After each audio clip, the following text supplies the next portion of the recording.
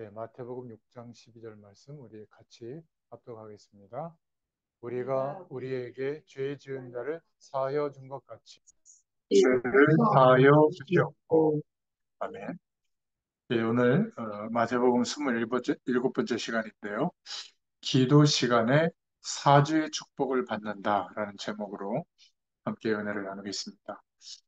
좀 서론으로 생각해 볼 것은 저는 이렇게 자라날 때 보면 구슬하는 거를 가끔 잘 어, 예, 구슬하는 거를 가끔 잘 봤습니다. 여러분은 어떠셨는가 모르겠는데요. 어, 뭐 여러 가지 이렇게, 제가 어릴 때 강원도 삼척군 도교이라는 데서 자랐는데, 어린 시절에. 저를 이제 산에 가서 막 놀았거든요.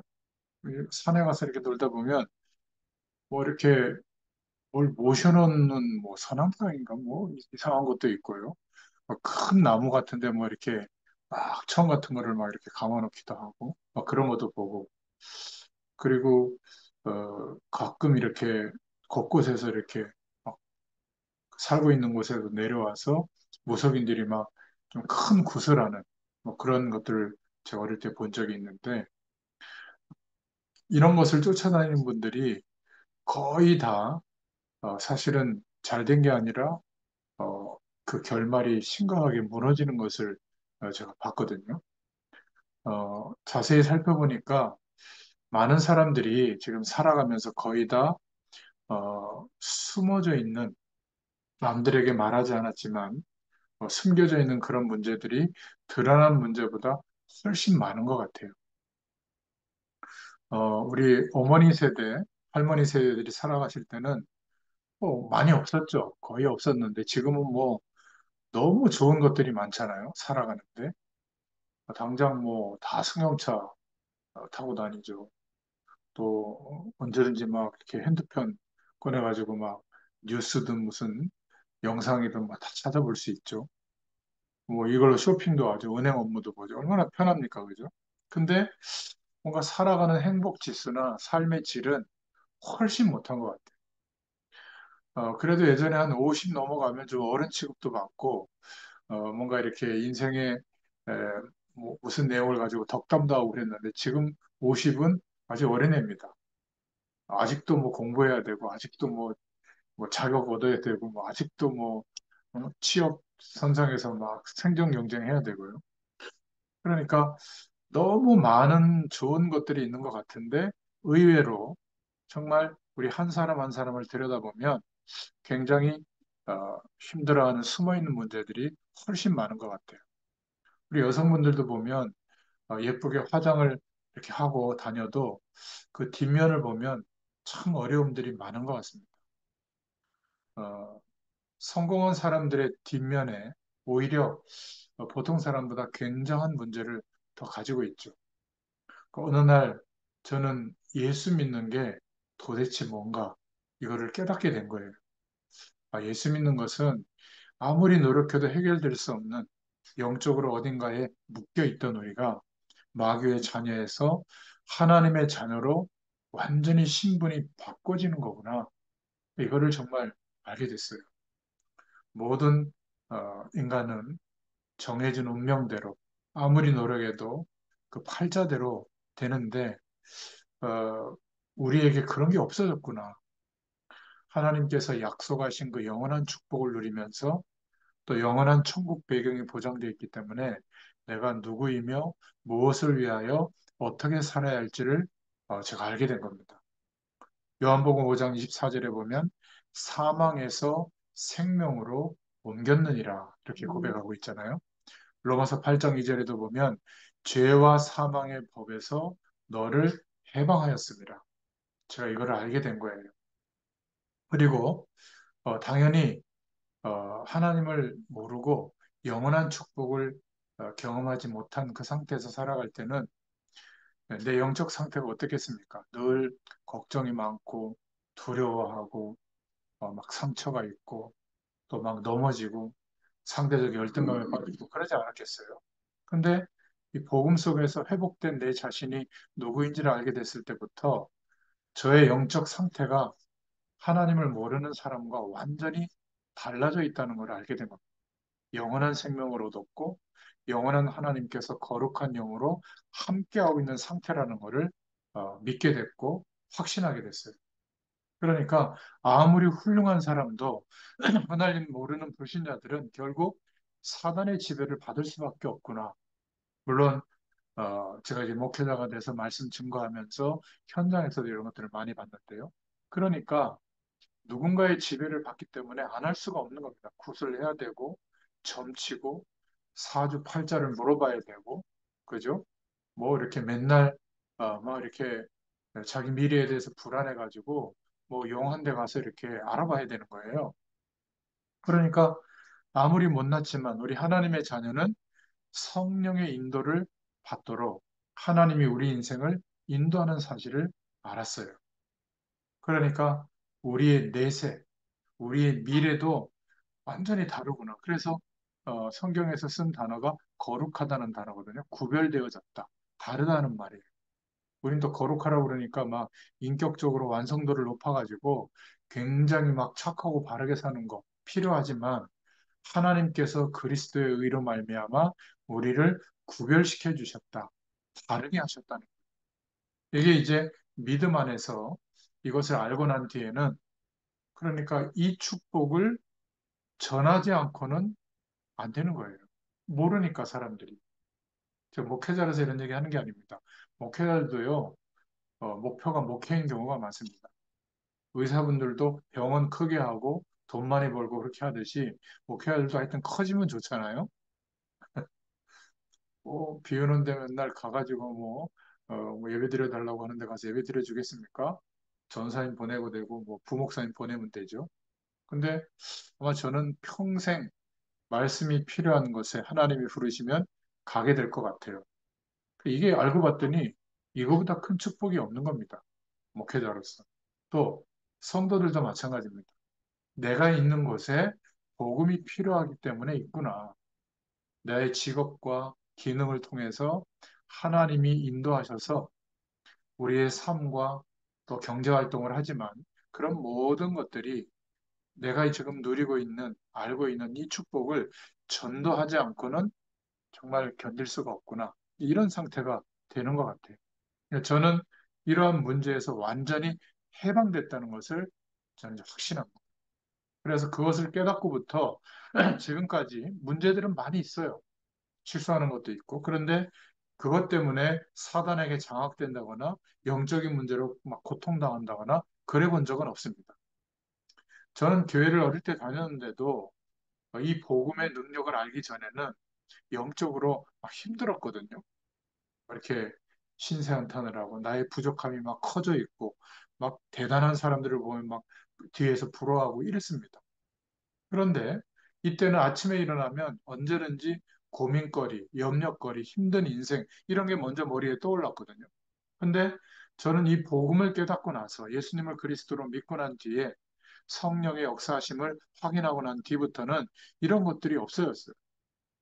좀 일찍 일어나든 약간 늦게 일어나든 지금은 일어나면 기도합니다. 하나님께. 제일 먼저 성령의 충만함을 달라. 오늘 나의 삶에 하나님이 역사해달라. 또 하나님께서 주일날 예배드렸던 말씀을 통해서 내게 무엇을 깨닫게 하시는지 이거를 또 생각해보고 또 좀 기도하고 또 뭔가 오늘 중요한 만남이라든지 또 내가 해결해야 될 어떤 문제라든지 이런 것들을 두고 하나님의 뜻은 뭔가 이런 것들도 좀 생각해보고요. 그러니까 하나님이 지금도 일하시는 것을 생각하면 굉장히 기쁘고 그렇습니다. 이 좋은 복음을 어째서 말하지 않겠어요? 그죠? 막 좀 복음 전해주는데 하나님의 축복과 사랑을 알려주는데 뭔가 수줍어하고 부끄러울 수는 있죠. 성격상. 그러나 이 복음을, 이 하나님의 사랑을, 이 축복을 말하지 않을 수가 없는 그런 마음이 생기는 겁니다. 이렇게 놀라운 축복을 어떻게 우리가 말 안 하지 않을 수 있냐. 내가 이 축복을 경험하면 경험할수록 자꾸 말해주려고 하는 거죠. 어떤 사람은 뒤늦게 발견할 수 있습니다. 어째서 우리 가문에, 우리 가정에 이런 참 사람의 힘으로 감당하지 못할 이런 문제들이 자꾸 올까? 근데 알아봤더니 우리 할아버지, 아버지에게 있었던 문제들이 그대로 우리에게, 우리 형제들에게 일어나고 있는데 참 이상하다. 이렇게 뒤늦게 발견한 사람도 있고요. 또 어떤 사람은 현장에서 사람들의 삶을 함께 겪으면서 또 깨닫기도 합니다. 여러분 정말 우리의 삶 속에서 이 영적인 눈을 뜨고 보면 참 다양하게 어려움을 겪고 있고 또 숨겨진 문제를 가지고 힘들게 살아가고 있습니다. 거기에서 해방되는 길을 몰라요. 어, 어떤 사람은 또 성경 말씀을 듣고 또 확인하면서 깨닫게 되기도 하죠. 근데 문제는 이러한 하나님을 떠나서 살아가는 인생의 문제가 점점점 커져서 전 세계 곳곳에 지금 영향이 가고 있다는 겁니다. 어떤 사람은 거꾸로 생각하죠. 우리가 노력하고 열심히 살면 되지 무슨 하나님 하냐. 저도 그럴 때가 있었습니다. 철없는 20대 때. 그죠? 인생 문제가 금방 드러나지 않죠. 그런데 보통 한 40대가 넘어서면서 이제 숨겨져 있던 문제가 더 이상 감춰질 수가 없고 막 우리의 삶에 막 드러나잖아요. 그러다가 50대에 들어서서 넘어가면 회복하기가 참 어려워요. 저는 그런 것들을 보면서 아, 내가 정말 주의 종으로 부름받았는데 이 복음을 죄송합니다. 이 복음을 정말로 세밀하게 전달해 줘야 되겠구나. 이런 마음을 항상 먹게 됩니다. 하나님께 기도할 때 어떤 죄의 문제가 해결되며 사죄의 축복을 어떻게 받게 되는가? 오늘 하나님의 말씀에 특별히 예수님께서 기도를 가르치고 있는데 죄 사함 받을 수 있는 길을 기도하라고 말하는 겁니다. 우리가 우리에게 죄 지은 자를 사하여 준 것 같이 우리 죄를 사하여 주시옵고 이렇게 기도해라. 엄청난 저주와 모든 것이 없어지는 것이 언제 일어나냐면 기도할 때입니다. 저와 여러분이 기도할 때 사죄의 축복을 받는다는 것을 기억하시고 이 기도를 해야 됩니다. 우리가 본론으로 생각해 볼 첫째는 하나님께 기도할 때 재앙이 끝납니다. 그칩니다.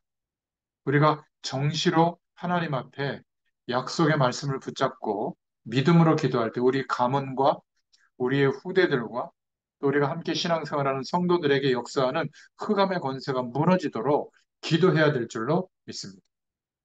심각하게 어렵게 할 거 없어요. 예수 이름의 권세를 확신하고 예수님의 이름으로 누구누구에게 어떤 현장에 역사하는 저주의 세력은 결박을 받고 떠날지어다 선포하면 됩니다. 그러니까 그렇게 기도할 때 재앙들이 그친 증거가 나오는데요. 창세기 3장 15절에 보니까 여자의 후손이 오면 뱀의 머리를 깨트릴 것이다. 여자의 후손이 누구죠? 오실 메시아, 예수 그리스도를 말하잖아요. 또 그 약속을 기억하면서 포로로 끌려가 있을 때 예사야서 7장 14절에 처녀가 잉태의 아들을 낳을 것인데 그가 바로 임마누엘이다. 이게 바로 예수님이 이 땅에 오시기 전에 예언된 그리스도에 대한 약속이죠. 또 출애굽기 3장 18절에 나오는데 430년간 노예 생활하던 이스라엘 백성들이 해방될 수 있는 메시지를 주셨죠. 하나님의 약속, 희생 제물을 드려라, 번제를 드려라, 오실 메시아의 죽으심과 부활을 기억하게 하는 거거든요. 출애굽과 관계 있는 겁니다. 저와 여러분이 해방받는 것과 관계가 있죠. 그래서 정시로 기도할 때 저와 여러분의 자녀들, 저와 여러분의 집, 저와 여러분의 직장, 현장, 교회에 또 여러분 개인에게 일어나는 흑암의 권세들이 무너지도록 기도해라. 이게 굉장히 중요한 기도의 축복이에요. 하나님께도 하지만 반대로 권세 있는 기도를 우리가 할 수 있도록 복을 주신 거예요. 그래서 이 기도를 할 때 사무엘이 미스바에 전 백성을 모아놓고 기도했는데 그 나라에 재앙이 그쳤죠. 전쟁이 그쳤다잖아요. 또 다윗이 어려움에 왔을 때 다윗 왕이 아라우나라고 하는 타작마당에 백성들을 모아놓고 하나님 앞에 기도했을 때 이때 왕궁과 국가의 저주가 없어진 겁니다. 요나가 도망가다가 풍랑 만났죠. 우연히 풍랑 만난 것처럼 보이지만 그렇지 않잖아요. 요나가 고기 뱃속에서 기도한 겁니다. 하나님은 요나를 회복시켜 주셨어요. 여러분, 기도가 굉장히 중요합니다. 유대 민족이 전멸했을 때가 있죠. 포로로 끌려갔을 때. 이때 에스더가 기도하잖아요. 백성과 더불어. 하만이라고 하는 악한 총리가 있는데 이스라엘의 어떤 지도자였던 모르드게가 자기한테 공손하게 절을 안 한다고 그게 악한 마음을 품어가지고 유대 민족을 다 없애려고 계획을 짜고 아하수에로 왕의 도장을 받은 겁니다. 그래가지고 칙령을 전 국가에다가 공포를 했어요. 몇 년, 몇 월, 며칠, 몇 시에 유대 민족은 처형시킨다. 자, 이럴 때 왕궁에 에스더라고 하는 왕후가 있었는데 이 사람이 바로 유대 사람이었거든요. 이스라엘 민족하고 에스더가 3일 동안 금식하면서 기도했습니다. 그런데 이스라엘 민족들은 금식하면서 기도하고 있는데 다른 한쪽에서는 사건이 터진 거예요. 별것 아닌 것처럼 보이지만 하나님이 일하시는 일들이 나타나는 겁니다. 저와 여러분이 간절히 기도하는데 하나님은 저와 여러분 배후에 우리 사람이 상상할 수 없는 그러한 사건이 생기는 거예요. 지금 나라가 굉장히 어렵게 되어 있는 상황이잖아요. 유대 민족이 다 죽게 되어 있는 상황인데 그 중에 모르드게라는 사람은 그 다음날 처형받게 되어 있었거든요. 이때 에스더와 이스라엘 민족이 금식하며 기도한 겁니다. 민족의 죄와 모든 것을 두고 하나님 앞에 막 기도하고 있었던 때예요. 근데 이때 어떤 일이 벌어졌냐면 이 나라의 왕이 잠이 안 오는 거예요. 여러분, 사람에게 잠을 오게도 하고 안 오게도 하나님이 하실 수 있잖아요. 왕이 잠이 안 오니까 그 왕의 그 역사물, 그 왕의 치적 이런 것들을 이제 그 역사 기록물들을 보게 됐는데 어떤 내용이 거기에 있었냐면 왕궁 안에서 왕이 모르게 어떤 왕을 음모할 사건이 터졌는데 그 왕을 살리기 위해서 생명을 걸고 일한 사람의 이름이 기록에 나왔던 거예요. 그 이름을 자세히 보니까 모르드게였던 겁니다. 참 이럴 수가 있습니다. 그 다음날 유대인을 다 죽이려고 하고 모르드게를 죽이려고 하는 하만 총리가 출근을 한 거예요. 왕이 그 총리 보고 물어본 겁니다. 야, 총리, 나를 위해서 생을 걸고 나를 보호한 신하가 있으면 어떻게 하는 게 좋겠냐? 이 하만 총리는 자기 보고 그러는 줄 알고 그런 신하가 있으면 왕이 타는 마차에 태워서 전 나라를 돌면서 왕을 잘 섬긴 사람은 이렇게 왕이 복을 준다라는 것을 보여줘야 된다고 한 거예요. 옛날에는 왕이 말하면 그게 법이 되잖아요. 그러면 모르드게 불러와라. 왜요? 모르드게가 바로 그 신하였다. 그래서 모르드게를 그렇게 축복을 한 겁니다. 얼마나 이 하만 총리가 충격을 받았겠어요? 이런 사건으로부터 시작되어져서 완전히 상황이 역전되는 일이 벌어졌죠. 뭐 그거는 성경에 보면 나오니까요. 여러분, 우리가 기도한다고 하는 것은 기억하셔야 돼요. 첫 번째, 많은 죄와 재앙들이 이때 무너지는 겁니다. 우리가 하나님께 기도할 때 하나님이 기도하는 가운데 가장 큰 응답을 주시는데 그게 뭔지 아세요? 용서입니다. 용서. 가장 큰 응답. 지금 전부 지난날의 것을 한번 찾아내서 기록해 보면 죽을 수밖에 없는 그러한 상태예요. 세상의 원리는 지은 대로 벌을 받는 거잖아요. 그러나 복음의 원리는 해결할 수 없기 때문에 구원해 주시는 거예요. 구원의 길을 주시는 거예요. 마땅히 다 죽어야 되기 때문에 용서할 수밖에 없는 겁니다. 노력하고 착하게 살고 법대로 산 것으로 축복하려면 축복할 사람이 없기 때문에 다 죽어야 되기 때문에 역설적으로 용서해 주시기로 한 게 복음이에요. 그래서 우리가 하나님께 기도할 때 가장 응답받는 것이 뭐냐면 마땅히 받아야 되는 재앙과 저주와 모든 죄의 문제들이 용서함을 받는 거예요. 참, 이게 큰 축복입니다. 그래서 우리가 예배할 때 제일 먼저 받는 복이 용서함을 받는 거예요. 만약에 시시비비를 가리고 예배의 축복을 준다면 아마 예배 시간의 99%는 시시비비 가린 시간으로 꽉 찰 건데 일단 예수님의 이름으로 기도하는 순간 용서함을 받고 하나님의 긍휼이 임하고 하나님의 축복이 임하는 시간으로 바뀌잖아요. 하나님 앞에 예배하는 중에 우리가 제일 먼저 받는 축복이 받아야 될 저주를 안 받고 용서받는 은혜가 임하는 겁니다. 너무 감사하죠. 그래서 핍박 시대에 이스라엘 민족이 핍박당할 때도 기도로서 다 이긴 겁니다. 우리 한국의 교회 사회도 나오잖아요. 일제시대 때 정말 아주 세밀하게 교회를 무너뜨리려고 공작을 했잖아요. 북한이 밀고 내려왔을 때 공산주의가 막 득세했을 때 그때는 어땠습니까? 막 살벌했죠. 그죠? 근데 전부 기도로 이겼습니다. 여러분, 우리 인생에 정말 고난과 고통과 문제와 어려움이 올 때가 있습니다. 여러분, 기도할 수 있기를 바랍니다. 기도하면 하나님이 일하시고 역사하세요. 우리가 예측 가능한 응답이 아니라 상상하지 못하는 사건이 생기면서 하나님의 응답이 나타납니다. 이런 은혜가 있기를 축원드립니다. 자, 두 번째 우리가 몇 가지 질문할 게 있는데 조상의 문제와 기도 응답에 대한 거예요. 여러분, 조상이 지은 죄, 우상 숭배한 죄, 조상들이 받았던 저주, 영적인 문제가 우리 후손에게 영향이 올까요? 안 할까요? 두말할 필요가 없죠. 출애굽기 20장 3절부터 4절에 보면 3, 4대까지 이른다. 왜 3, 4대일까요? 3, 4대가 지나가기 전에 멸망하는 거예요. 그래서 3, 4대. 마태복음 27장 25절에 부모의 저주는 자녀에게 가게 돼 있죠. 그죠? 유대인들이 자기 후손에게 죄를 전가하잖아요. 그대로 그 결과가 가잖아요. 여기에서 해방되게 하는 것이 복음인 줄로 믿습니다. 그래서 복음이라는 말은 예수님이 그리스도 되셨다고 하는 건데 이 복음은 가장 복된 소식이에요. 이것을 모르면 큰일 나는 겁니다. 어느 날 저와 여러분 개인에게 어려운 저주의 문제가 다가오면 아무리 노력하고 열심히 지식을 쌓아도 막을 길이 없는 거죠.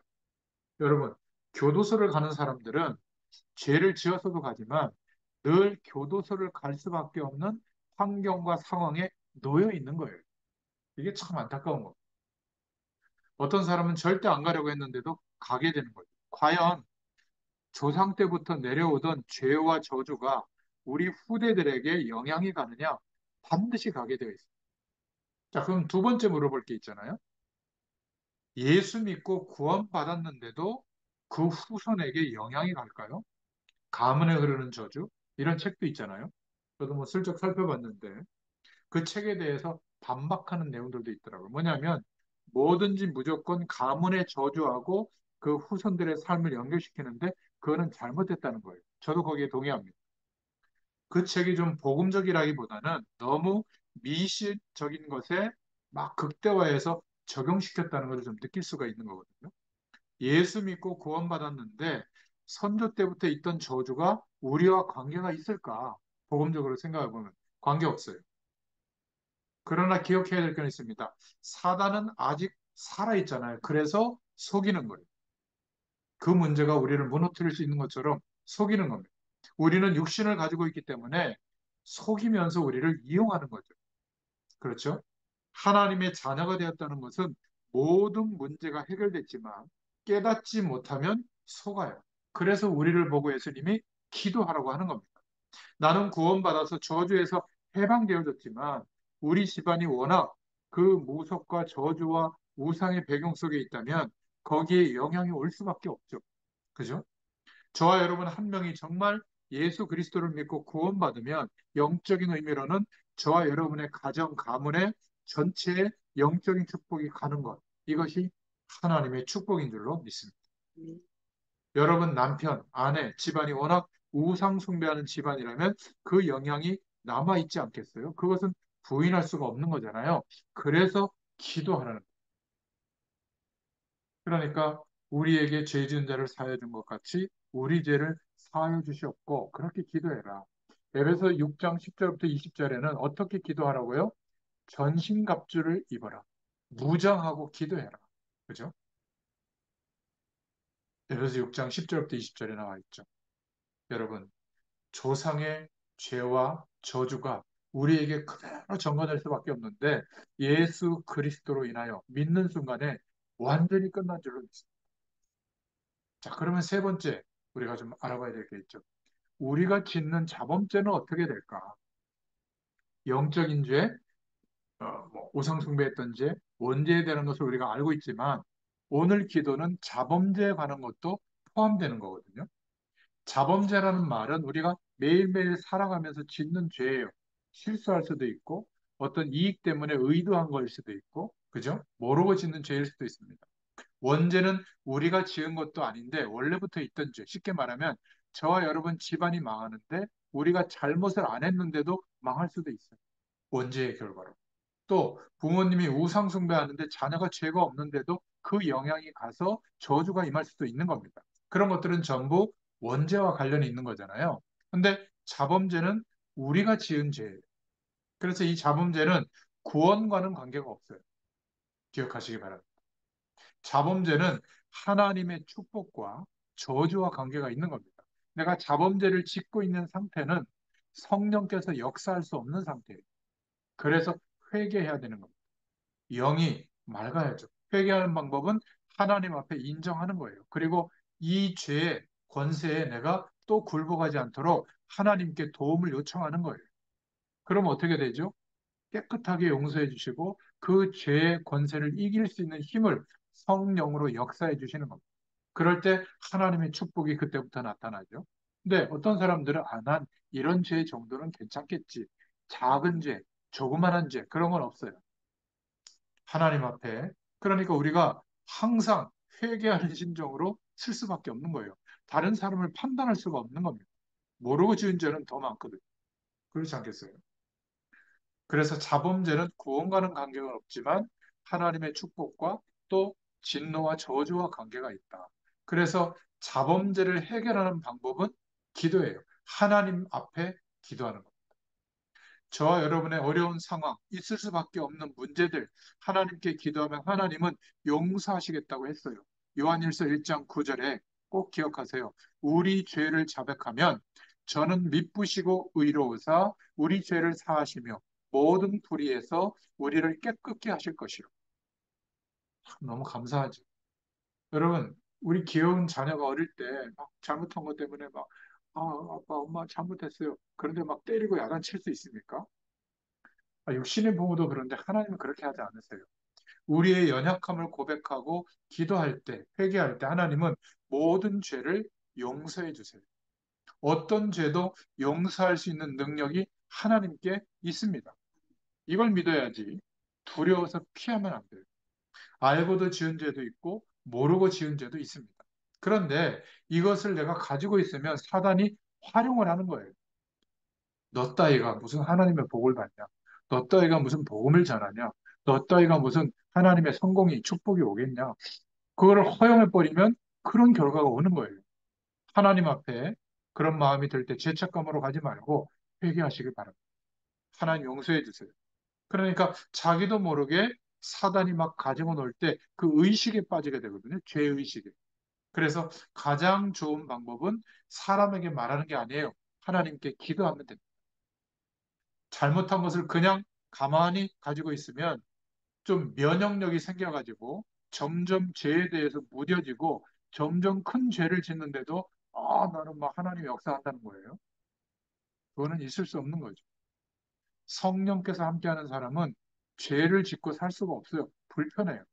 실수할 수는 있는데 회개할 수밖에 없는 신령의 상태로 하나님이 인도하는 겁니다.